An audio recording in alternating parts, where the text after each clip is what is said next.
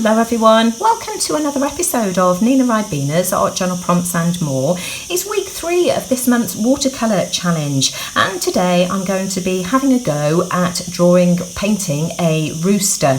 There is no prompt for this week. If anybody wants to have a go at doing a rooster like me, feel free to do so, but you can choose any subject matter of your choice. If you want to have a go at flowers again, like we did last week, then feel free to do so. I'm going to be using this pretty excellent watercolour palette today. I had this for Christmas after seeing it reviewed by Lindsay Wyrick, the Frugal Crafter. It's an inexpensive set. It was $19.99 from Amazon, and I'll leave the link to both Lindsay's review video and the Amazon link for anybody who's interested. This is what the palette looks like, and I was drawn to the gorgeous colours. Lindsay gave it an excellent review.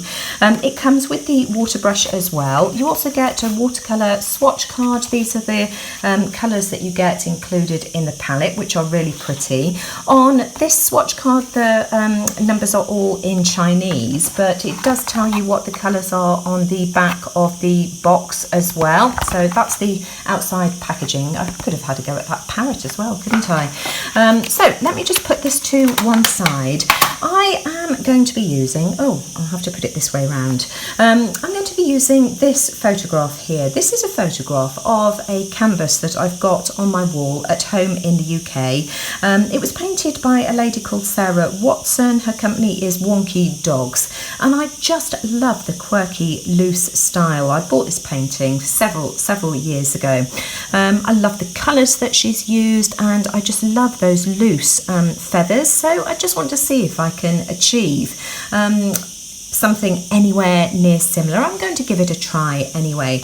But before I start, I just want to mention, as many of you know already, I'm a complete beginner as far as watercolours are concerned. So this video is just me sharing my experience, warts and all, along the way, and just to try and encourage us all to get rid of that fear that we've got of watercolours and just give it a try. I want to mention before I start, I'm in Spain. I didn't have time to do this video before I left, and there's a bit of noise in the background. It was either the air conditioning, which is even noisier, or open the windows because it's incredibly hot here. So you can probably hear the cicadas, and you might hear some traffic noise outside, but nothing I can really do about that. So I've already sketched out my my rooster, as you'll see in a second, on quite good quality watercolour paper. I can't remember what brand it is because the pad is at home in the UK, but just let's make a start.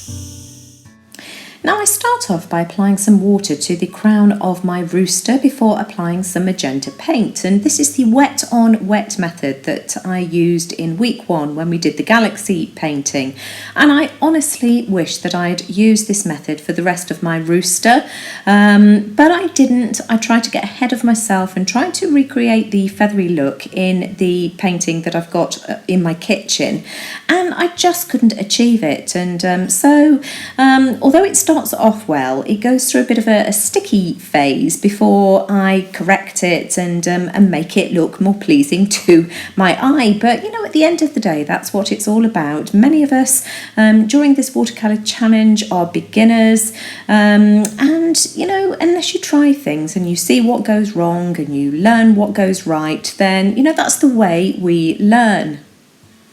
Now you'll see in a moment that I try to recreate that choppy, feathery look from the painting, and I clearly go about it in completely the wrong way because it doesn't look anything like the feathers on my painting. But this is a learning curve, and it's all trial and error. I've got no past experience with watercolours whatsoever, and I just think that this is how we learn. In hindsight, I think what I might have been better off doing is maybe applying some water to my painting on the flat of my brush and then dropping the watercolour into it, and I might have achieved the look I was after better that way. So at this point, I'm thinking, crikey, O'Reilly, Nina, how are you going to get out of this one? So I choose a different colour and decide to work on the beak instead. and buy myself some thinking time and try and get something right. Then I go onto the feathers on the tail again using that purple, and that's actually not too bad. Now in hindsight, I wish I'd used the wet on wet method for the tail, and I wish that I'd applied water with my paintbrush first and then the watercolour afterwards, because I just think it may have looked better, but I persevere with it and I just keep going. Now, although I'm struggling a bit and having a few problems getting the look that I've got in my head and that I feel I want to achieve, I do end up with a painting that is acceptable. It is something that I want to try again, and as soon as I get back to the UK and I've got more supplies and more time on my hands, then I will have another go at this. But as I say, it doesn't turn out too bad in the end.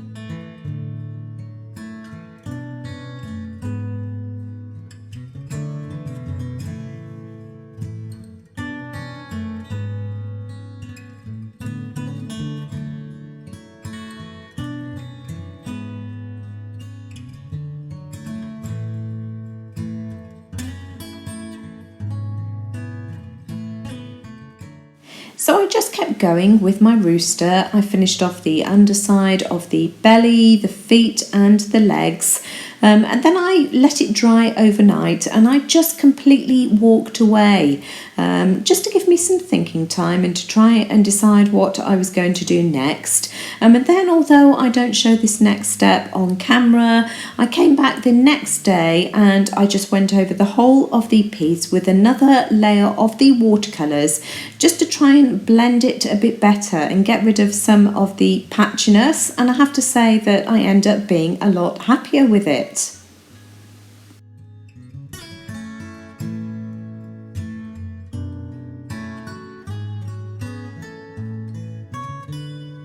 This is how my rooster is looking so far. Now, I didn't achieve any of the feather marks that I set out to achieve in the beginning, as per my photo reference. I just couldn't achieve it. I just went completely overboard with the paint, and it started to look so awful that I just decided to fill it all in. But I do think that I've got something that I can work with. It's not totally spoiled, and I'm not going to start again. I haven't got time to start again, and I just want to see what I can do with it. So I've brought out some pens with me. I've got my hexagonal Muji pen, and I've also got the Uniball white Signo pen. So I'm just going to do some doodling and see what I can do to make this look more interesting. I start off by outlining my rooster in loose scribbly lines using the Muji hexagonal pen, and I really like the way that this looks.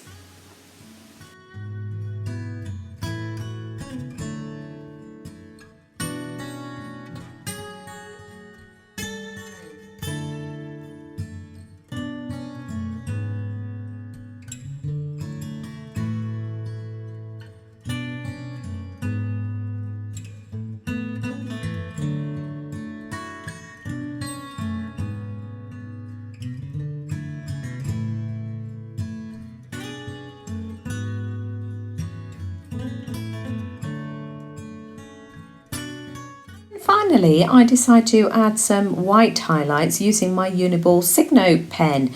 Now, somebody gave me a tip last week and said that if I was struggling to activate my white pen to scribble on my hand as opposed to using a scratch piece of paper, because apparently it worked much better. Well, I've tried it this week, as you can see, and boy oh boy, it does. It must be the oils on our hands. So whilst I can't remember who it was that gave me this tip, thank you very much indeed.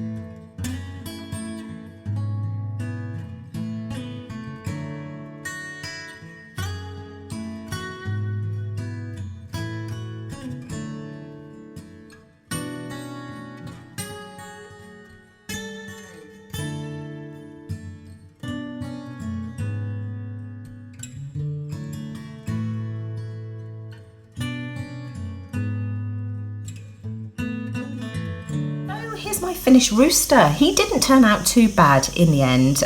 You know, there's lots and lots of room for improvement here, as you can see.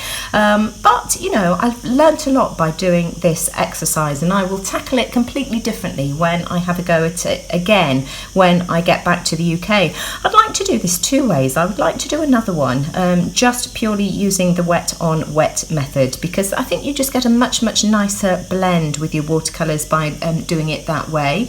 But I would like to have another go at doing the feathers as well. No watercolour prompt as such this week. Feel free to paint any subject of your choice. If you want to do a rooster and have a go at this, then, you know, by all means do so. And if anybody's got any tips as to how I can achieve the feather look that I set out to do, it would be very much appreciated. So take care everyone, and I'll see you all again soon. Bye for now.